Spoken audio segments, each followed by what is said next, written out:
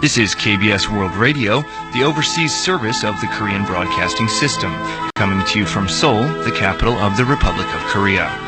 We now begin today's English broadcast on KBS World Radio.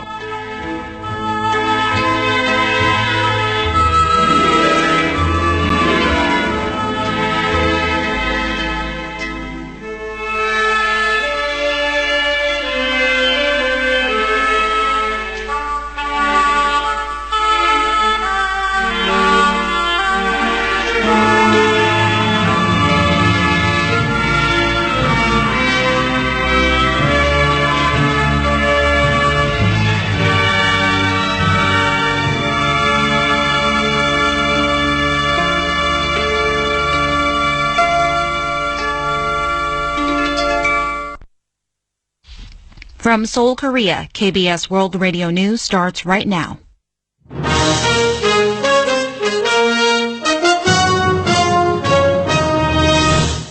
On today's broadcast, U.S. Vice President Mike Pence vows to keep up strong pressure on North Korea until it abandons its nuclear and missile programs. Another North Korean soldier defects through the inter-Korean border. And the World Taekwondo Championships opens in South Korea. This is KBS World Radio News. I'm Rosine Park.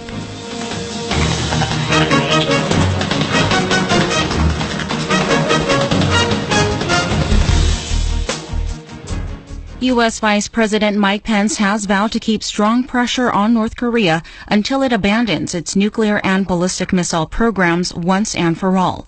Speaking at the Wilson Center in Washington on Thursday, Pence said the U.S. will continue to work diligently with its allies across the region, China, and around the world to bring increased economic and diplomatic pressure to bear on North Korea.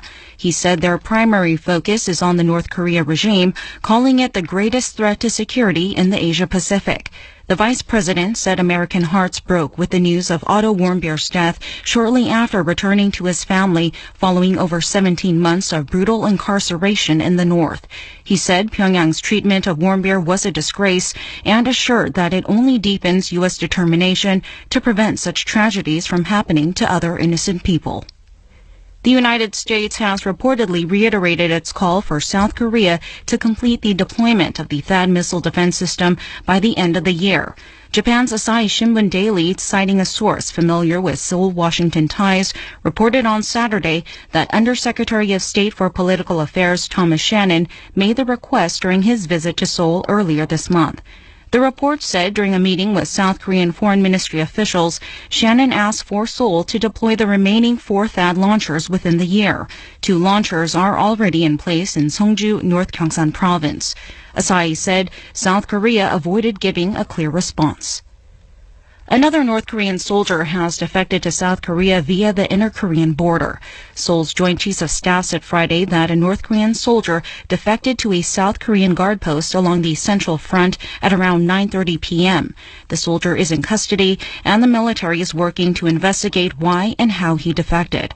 This follows the defection of another North Korean soldier just 10 days ago on June 13th in the same vicinity. In that incident, the defection occurred at 7:55 p.m. through a frontline Army 5th Division guard post. The soldier is known to have told South Korean authorities that he decided to defect after listening to propaganda loudspeaker broadcasts from the South. Foreign Minister Kang Kyung-hwa held phone talks with the European Union's foreign policy chief, Federica Mogherini, on Friday. During the 15-minute call, Kang asked Mogherini to share the EU's experience in helping to bring a negotiated settlement to the Iranian nuclear program. Kang pointed out the EU's policy toward North Korea, which uses a strong response to provocations while maintaining dialogue, is similar to Seoul's approach to Pyongyang. In response, Mogherini said the EU supports South Korea's leading role in dealing with Korean Peninsula affairs and will actively help in resolving North Korea's nuclear issue. The 2017 World Taekwondo Championships kicked off its 7-day run in Muju, North Jeolla Province on Saturday with record participation from over 180 nations. The tournament, held at the Taekwondo One Center in Muju County, will continue through next Friday with matches lined up for 8 weight categories for both men and women. The World Taekwondo Federation hosts this event every other year, which boasts the longest history as a global taekwondo competition. The federation said 971 athletes and 796 officials registered to take part this year. In the opening ceremony later Saturday, a demonstration team from the North Korea-led International Taekwondo Federation held a historic joint performance with a team from the South Korea-led World Taekwondo Federation. A group of 32 North Korean delegates and athletes arrived in South Korea on Friday, including ITF President Lee Yong-sun and Jang-eung, former ITF chief and the only North Korean member of the International Olympic Committee. The annual New York Times Square Taekwondo Festival has marked its 9th year in New York City on Friday. This year, some 5,000 trainees of the Korean martial art from across America performed at the event. This year's festival is also part of the 2017 Korean Culture and Tourism Festival, held in New York and New Jersey through Saturday to promote the 2018 Pyeongchang Winter Olympics.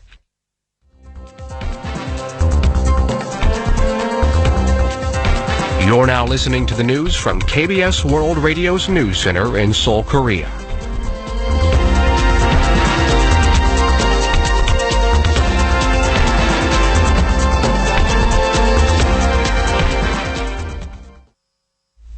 President Moon Jae-in's nominee to head the National Tax Service has vowed to step up inspections into intelligent tax evasion tactics employed by multinational companies.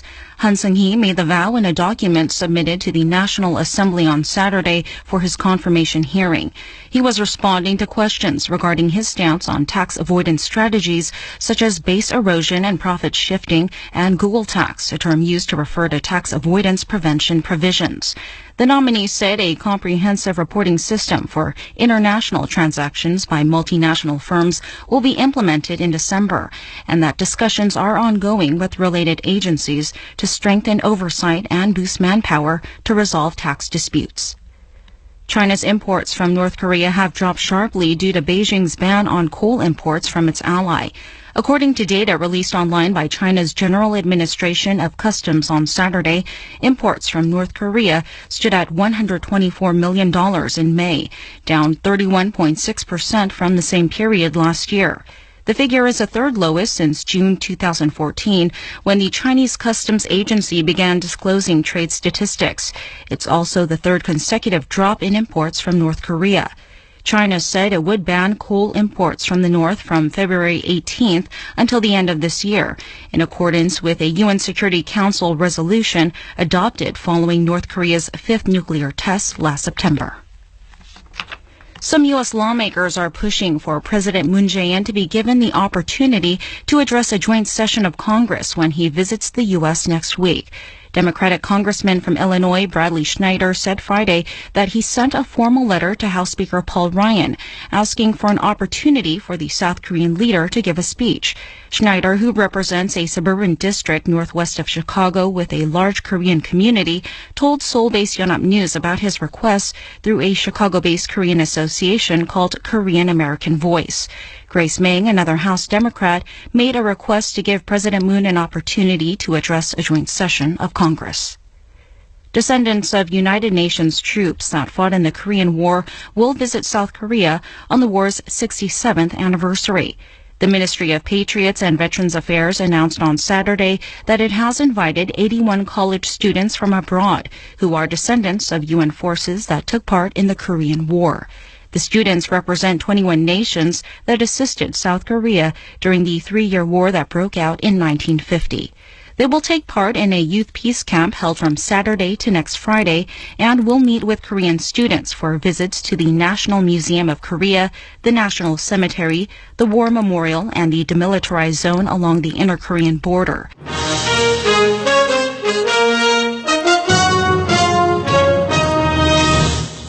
And that's the news from KBS World Radio's News Center in Seoul. I'm Rosine Park.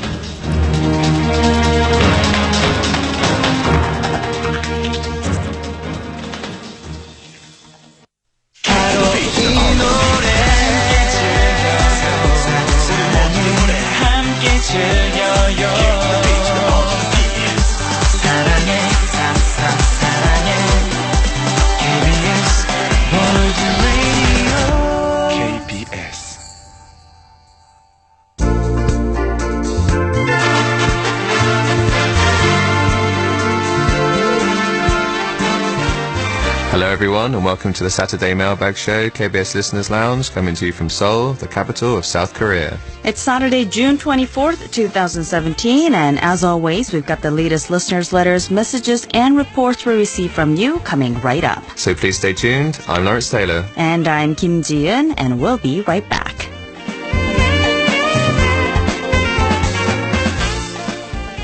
Happy birthday! Yeah, thank you very much. It's the big one, the big 3-0. It's kind of daunting, actually. Only 3-0. Yeah, right.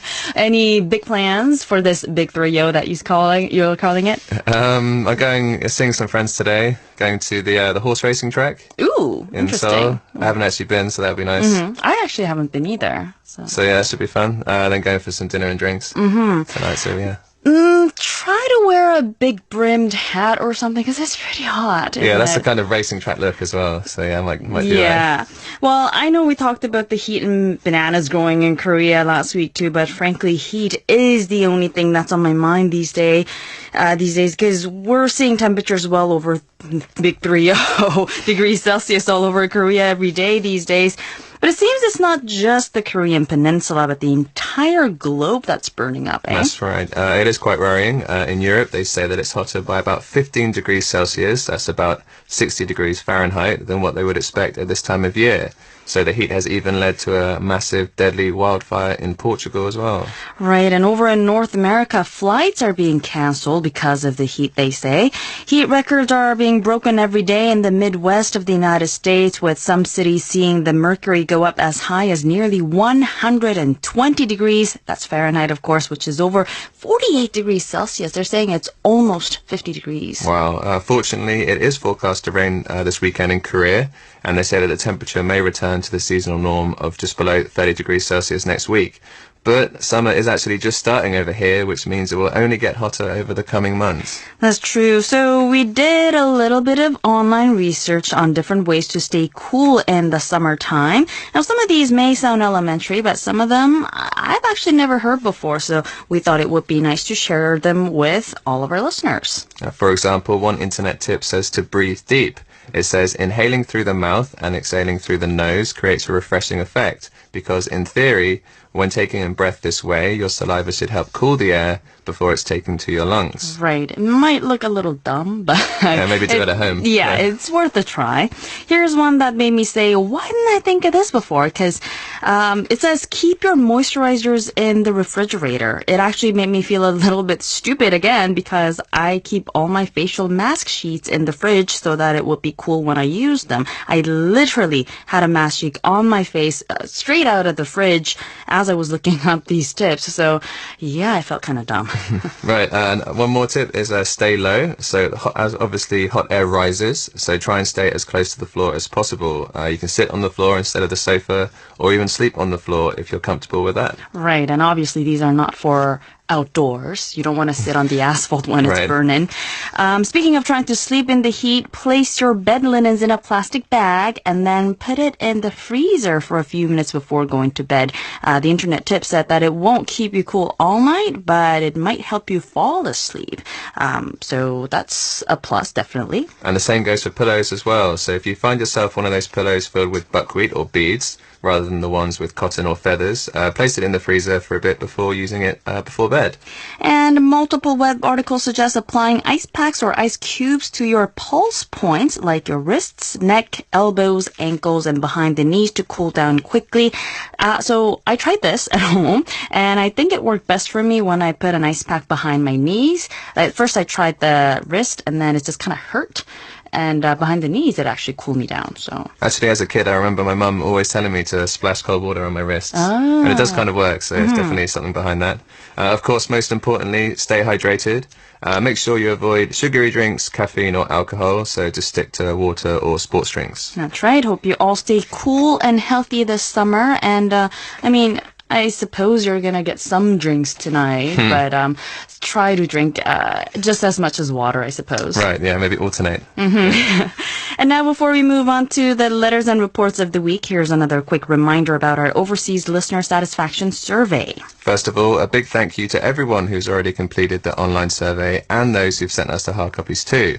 We actually received a lot this week. That's right. And for those who have yet to take part, you can take the survey on our website at world.kbs.co.kr, and you can also find the link on our Facebook page. As for the physical copies, only those that reach us before the end of August will be counted, so please keep that in mind. For more information on the survey, please visit our website at world.kbs.co.kr. We'll be right back with this week's letters and reports after a quick break, so don't go away.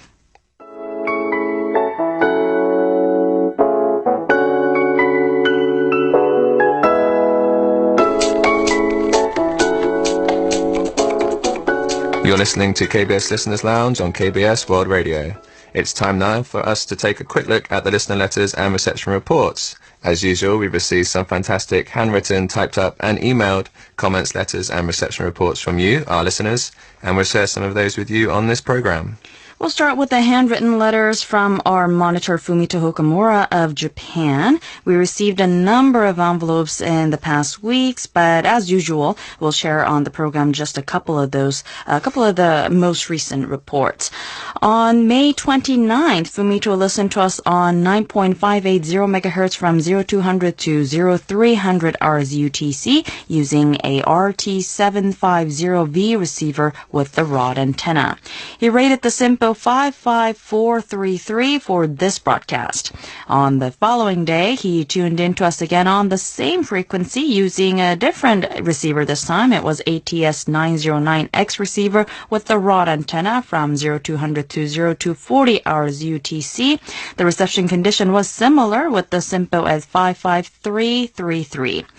And on May 31st, on the other hand, Fumito tuned in to us on 9.570 megahertz from 0825 to 0900 hours UTC using the ATS 909X receiver. And the SIMPO started out at 55444, and it actually improved to 5 across the board. So that looks excellent. So evidently the listening condition on 9.570 megahertz is far better than that of 9.580 megahertz, at least in Japan. Thank you very much as always, Fumito. But distance may have played a big part in the signal strength. Listener Eddie Sashuan in Indonesia also tuned in to us on 9.570 megahertz on June 16th at 1304 hours UTC, and he rated the SIMPO 31441. Granted, there's over a 2-week difference between the two reports, though. On the same day, Eddie also listened to our 1400-hour UTC and 1600-hour UTC broadcasts on 9.640 megahertz and said the SIMPO stood at 23442 and 22442, respectively. I guess it just wasn't a good day for radio signals in his region.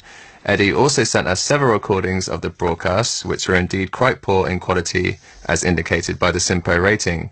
Thank you as always, Eddie, for your email and the audio files.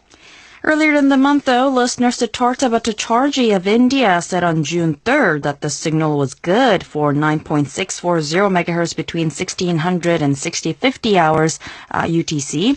He gave the broadcast an SIO rating of 4 across the board. He said he used a Grundig YB400 receiver with the 20-meter-long dipole antenna. He also asked about the Korean car industry and how well developed Korea's ocean shipping industry is. Well, as for cars, there are a number of local car makers who are doing quite well overseas, like Hyundai and Kia come to mind, and they are quite popular here at home as well. GM Daewoo and Renault Samsung are also car makers that started out in Korea, but I think they're now partially owned by, GM and Renault. As for the shipping industry, Korea was the world's biggest shipbuilder for a very long time and also was a shipping giant for equally long time. But those two industries were hit quite hard with woes in the past few years, and they are struggling to recover as of yet. Hope that answered your question. Thank you for the report and also the question, of course. Our Indian monitor Ratan Kumar Pool also sent us his logs on our 1600 to 1700 hours UTC broadcast on 9.640 megahertz from June 8th, through 14th, and it seems the condition was either fair or good. He used a Sony ICF digital receiver with a telescopic antenna, and he rated the SINPO 3 across the board for June 8th, 12th and 13th, and 4 across the board for the 9th, 10th, 11th and 14th broadcasts. Listener Diwan Shamim of Bangladesh actually gave a 5 across-the-board rating for the 1600-hour UTC broadcast on 9.640 megahertz on June 3rd, which is excellent. He noted that he used a K-Chiba receiver with the telescopic antenna. Doan also wrote, I like to listen to your broadcast. Your programs are very enjoyable and informative. I always enjoy all of the programs and the listener letters. Your presenters are wonderful and their voices are very sweet. Thank you all very much. Thank you very much for your report, and of course, thank you very much for your kind words, Dewan. We also received an email from listener Chang Pak Ning of Indonesia regarding our broadcast on 9.640 megahertz. He said that he listened to us on the frequency on June 19th from 1600 to 1700 hours UTC. He gave us lots of details on the content he heard during the broadcast, including those of the news, Soul Calling, and Business Watch. He used a Sony ICF 7600DS receiver with the telescopic antenna, and he rated the SINPO 44333. Thank you for your report. Next up, we have an email report from our listener Andrew Kuznetsov of Latvia. Andrew said he listened to KBS World Radio on June 6th between 1506 and 1552 hours UTC on 9.880 megahertz. He used a portable Grundig Yachtboy 400 receiver with a 75-meter long wire antenna which was 20 meters above the ground. We actually don't get very many reports on the frequency for 1500 hours UTC due to the heavy interferences, so we're very pleased to receive this report. But of course, Andrew also noted that there was very strong interference from China Radio International's Russian service, giving the broadcast a SINPO rating of 32522. Thank you very much, Andrew. Our Bangladeshi monitor Mizanur Rahman also sent us his monitoring logs via email, saying that he listened to our programs from 1400 to 1500 hours UTC on 9.880 megahertz between June 8th and 12th, and said that the condition was fair. He used a Grundig digital receiver with a compact antenna and rated the SINPO 3 across the board for all 5 days. He also noted interferences and noise for all 5 days, and on one of those days, he said that he listened to us from 1400 to 1600 hours UTC without elaborating any further, but I'm assuming there was heavy interferences from 15 to 1600 hours UTC once again. But thank you very much, Mizanur. Also from Bangladesh, listener Hazi Abdul Manan sent us his logs dated June 14th through the 17th via email. Hazi listened to us using a national analog receiver with a telescopic antenna from 1400 to 1600 hours UTC. He simply wrote that the overall merit is good for all 5 days, rating the SINPO 3 across the board. Thank you very much for your report, Hazi. Listener Munir KP of the United Arab Emirates sent us an email as well. He wrote, Dear Sir, let me send this mail regarding your Korea travel log heard on 9.880 megahertz. It was an interesting program about coffee farming, beans processing, etc. Good reception happened at 1450 to 1500 hours UTC. He gave the broadcast a SINPO rating of 45444 and also told us that he used a Texan PL660 PLL synthesized receiver with the synchronous detection and a telescopic antenna, and also the normal wire antenna connected to the external antenna socket of the radio. KP also attached a recording of the broadcast as an audio file. Thank you very much for both your report and the file. Moving on to reports on the frequency 9.515 MHz, listener Christian Macanu of Romania sent us a report on the frequency via email. He said that he heard us on June 16th between 1634 and 1657 hours UTC using a Texan PL600 receiver with its built-in telescopic antenna. Christian rated the SINPO 45534, and he gave us some details on the content that he heard, which included programs like Drama Lines and Current Affairs in Focus, as well as the KBS World Radio quiz. He also wrote in the comments, I wish all of you at KBS World Radio, regardless of the language sections, all the best. Thank you very much, Christian. I think it's the first time I'm hearing Christian's name, but I guess he listens to other language sections as well. But here in English section, welcome to KBS Listeners Lounge, Christian. Next up, we have a report from our Italian monitor, Giorgio Romanin. Using his ICOM IC75 receiver with the Wyndham antenna, Giorgio monitored our broadcast on 9.515 MHz at 1600 hours UTC, and those on 7.275 MHz at 1800 hours UTC from June 12th through 16th. The reception on 9.515 MHz was mostly very poor, with the SINPO at 24231 for the whole week, except on Wednesday, June 14th, when it was 34332, just slightly better. As for the 7.275 MHz broadcast, Giorgio was unable to hear us at all. He wrote, at 1800 to 1900 hours UTC on 7.275 MHz, another message, quote-unquote message from China is heard. No possibility to have this quote-unquote message on 9.515 MHz at 1600 to 1700 hours UTC during summer. Well, thank you very much as always, Giorgio. Speaking of 7.275 megahertz, listener Antonio Iniesta Lopez of Spain left us an online reception report this week, even though the report itself was dated April 18th. On this day, he listened to us from 1830 to 1900 hours UTC on 7.275 megahertz using a Sony ICF 7600G receiver with a dipole rigid antenna. He rated the SINPO 44332 and added, "It is my desire to inform the reception of your station. In order to listen to the recording of the program, please access the MP3 files. You will have an accurate idea of how your station is received from this area of southeastern Spain."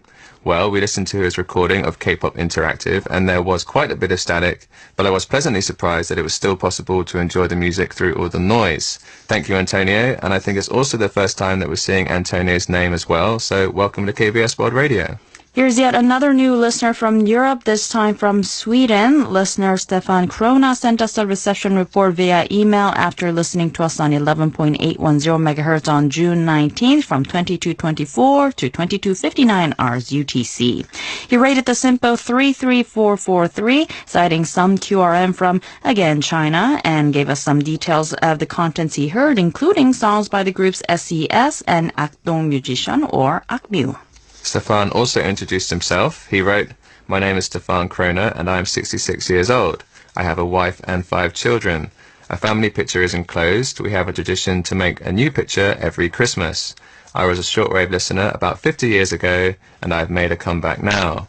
My interest in radio and later audio made me study electronics at Chalmers University of Technology. My other interest besides technology is history, and particularly my family's history."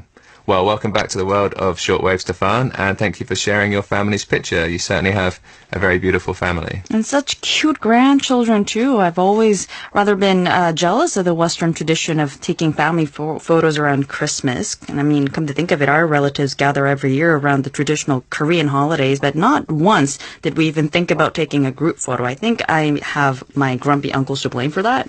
Maybe. Right. But yeah. And of course, that's all the time we have for the letters, emails, and reception reports from you today. But we'll be sure to send out the corresponding QSL cards to everyone who requested, and we do apologize that we cannot share every single letter and report from you on the show due to time constraints.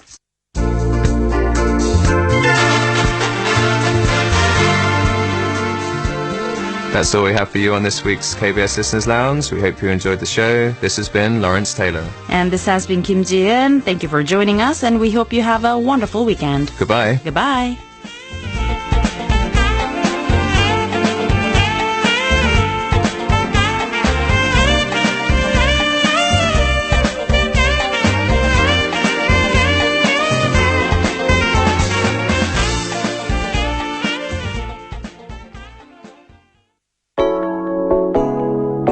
Thank you for tuning in to KBS World Radio. KBS World Radio is Korea's flagship international broadcaster, airing in 11 different languages. The English service of KBS World Radio broadcasts 2 hours a day for various media outlets, including shortwave radio, satellite radio, and internet.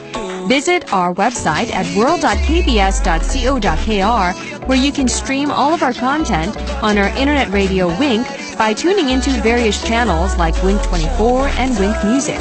Wink is also available on mobile if you download our on-air app onto your mobile phone. Visit our Facebook page at www.facebook.com/EnglishKBS or follow us on Twitter at KBS World Radio.